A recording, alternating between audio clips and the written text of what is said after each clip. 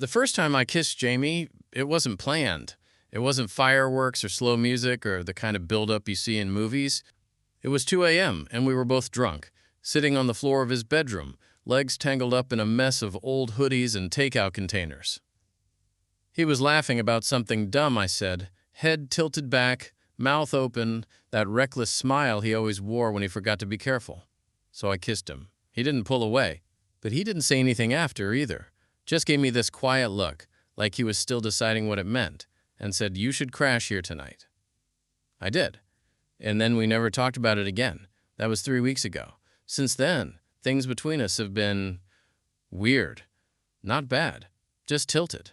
Like we're both pretending nothing happened, even though something definitely did. We still hung out, still ordered late-night burgers, still sat too close on the couch, but I noticed it more now. How he'd pause when our legs touched, how he avoided eye contact just a second too long. The silence between us had weight.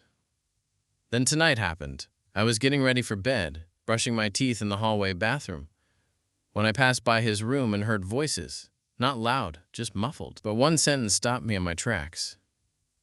"I'm flying out at midnight." My hand froze mid-brush. "Yeah," Jamie said. "I didn't tell him. I know. I will. Just not yet." I backed away from the door like it was on fire. Flying out? Leaving? I walked to my room in a daze, toothbrush still in my mouth. Heart pounding. I didn't know what hit me first. The fact that he was leaving the country or the fact that he hadn't told me. Midnight. It was already 11:42. I stood by my bed, staring at nothing, toothbrush in hand like a weapon. Then I spit into the sink, threw on a hoodie, and walked straight back down the hall. I didn't knock, just pushed the door open. Jamie looked up, startled, his phone still in his hand. He was half-packed, duffel bag open on the floor, sneakers tucked to the side, his favorite denim jacket already folded on top. "You're leaving," I said. His face paled. "You heard that? You were going to tell me eventually, right?" I said, stepping into the room. "Before or after you disappeared from my life?" He stood slowly, setting his phone down. "It's not like that." "Then explain it," I said. "Explain why you didn't tell me." He ran a hand through his hair, the way he always did when he didn't know how to lie. "It was last minute. A work thing. My cousin's starting a new gig in Amsterdam, and he got me a spot with his team. They need someone fast, and I'm good at this." I blinked. "Amsterdam?" He nodded. "For how long?" "A year. Maybe longer." I let that sit. "So you were just going to ghost me at midnight like a secret agent?" Jamie exhaled, moving toward me. "I didn't mean to do it like this. I was going to tell you tonight. I didn't know how to say it without making it worse." "Worse?" I repeated. "You mean worse than leaving the country without telling the guy you—" I cut myself off. My chest felt tight. Jamie's eyes flicked to mine. "Say it." "No," I said, backing up. "Forget it." "Say it," he repeated, quieter now. "The guy you kissed." I said, voice low. "The guy you kissed and then ignored. That guy." He took another step. I didn't ignore it. "You never brought it up," I said. "I didn't know if it meant something to you," he said. "I thought maybe it was just a moment." "Well, it wasn't," I said. We stared at each other for a long time. Then I said, "When's your flight?" 11:59, he said. I looked at the clock on his dresser. 11:48. "Of course it is," I muttered. Jamie didn't move. He looked like he wanted to say a million things, but instead, he said the one I wasn't ready for. "I don't want to go like this." And then he kissed me. This time, it wasn't confusing or messy. It was soft, warm, too short. When he pulled back, I barely registered that I was shaking. "I'm sorry," he whispered. "For what?" I asked. "For leaving," he said. "For kissing you and not knowing what it meant? For wanting both?" I didn't answer. He reached for his bag. "I have to go." I nodded, heart breaking in slow motion. "I know." I followed him down the stairs without meaning to. It was like my body had already made the choice to go with him, even if my brain hadn't caught up. Jamie didn't say anything as we walked, just moved with this calm urgency, like he'd practiced this exit in his head already. Maybe he had.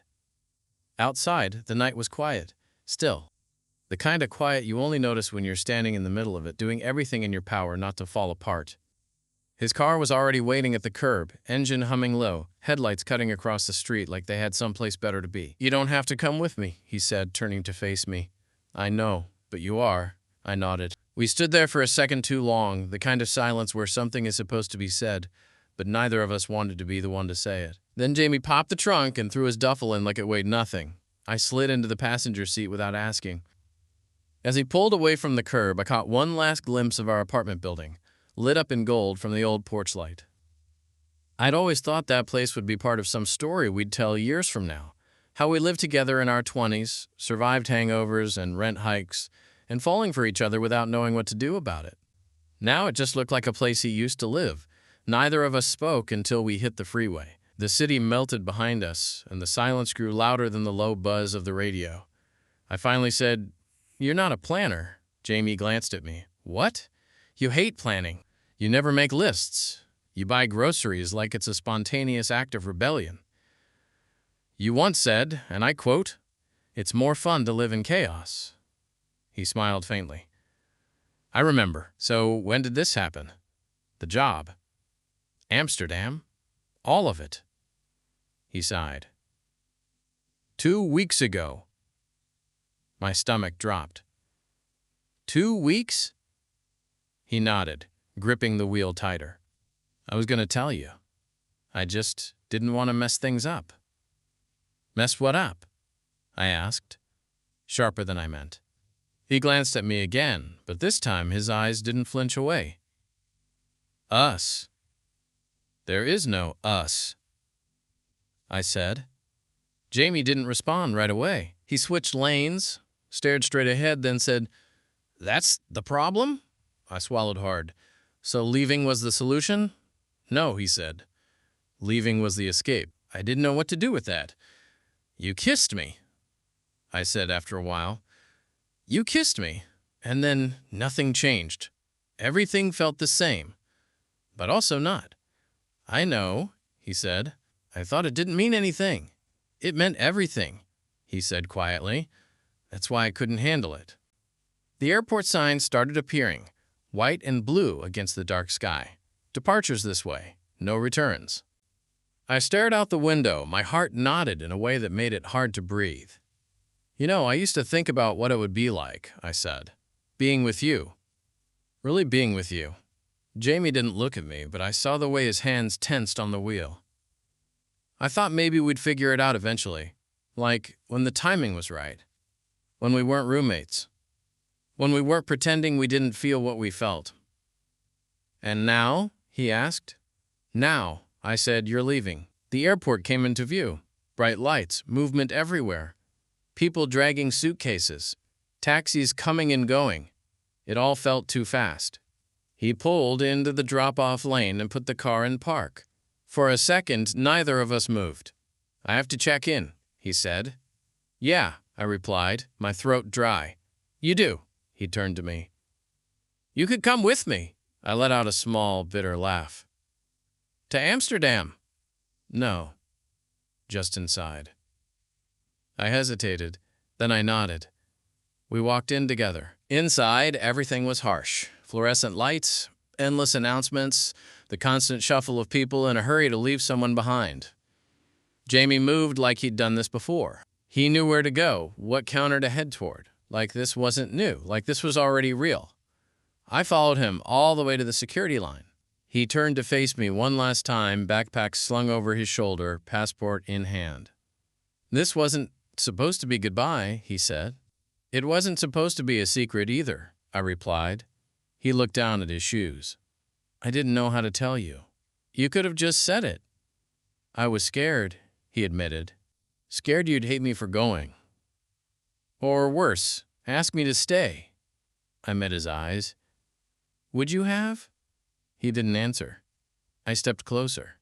"Would you have stayed?" Jamie looked at me then, And there was something in his face I'd never seen before. Not just regret. Something softer. Something almost like love. "I would have wanted to," he said. "But you wouldn't have." He nodded. "I need to do this. For me. To figure out who I am without hiding behind you. Without hiding from you." I didn't know what to say, so I didn't say anything. "I'm not asking you to wait," he added. "That wouldn't be fair." "Right. But I need you to know that when I kissed you, I meant it. Every second of it. I just didn't know what came after." "Me either," I whispered. He smiled sadly. "Guess we ran out of time to figure it out." I stepped forward and hugged him. Tight. Fierce. Like I could make time stop if I held him hard enough. He hugged me back like he didn't want to let go. I felt his breath on my neck. "I'll text you." "You better." He pulled away, eyes shining. "Goodbye, Nate." And just like that, he walked away. I stood there watching until he disappeared behind the security checkpoint. It was 11:59. At exactly midnight, I turned around and walked back out into the night. But I wasn't sure if that kiss had really been goodbye. Not yet. When I got home that night, the apartment felt like a different place. His door was still half open the way he'd left it, but the room was hollow now. Drawer handles slightly askew from last-minute packing, the faint echo of his cologne lingering in the air.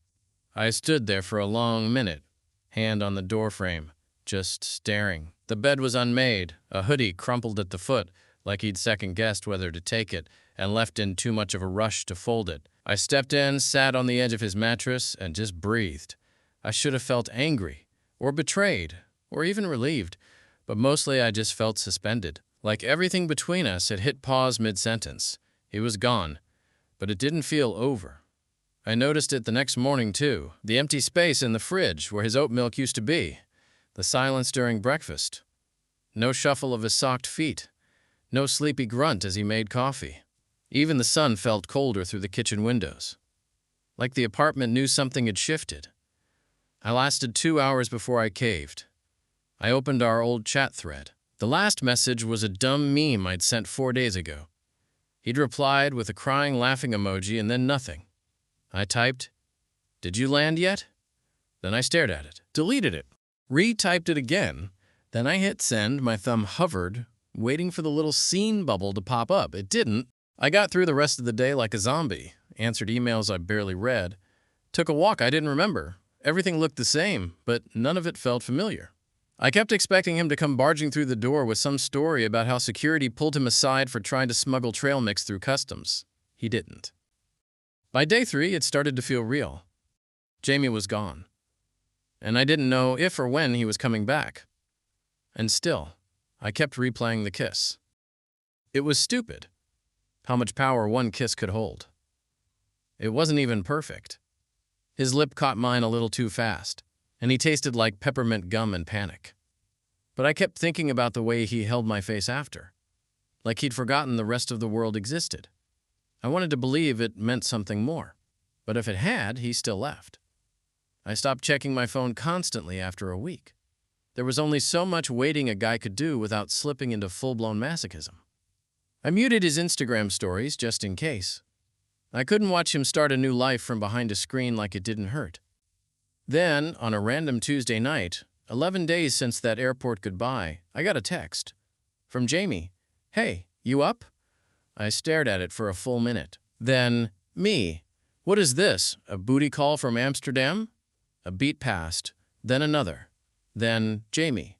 "It's 6 a.m. here, so unless you're into breakfast booty calls." I laughed out loud for the first time in days. Actually laughed. It scared me how easy it was for him to pull that out of me. Me. "What's up?" "Jamie, I miss your face." That made something cave in my chest. Me. "I miss you." Another long pause.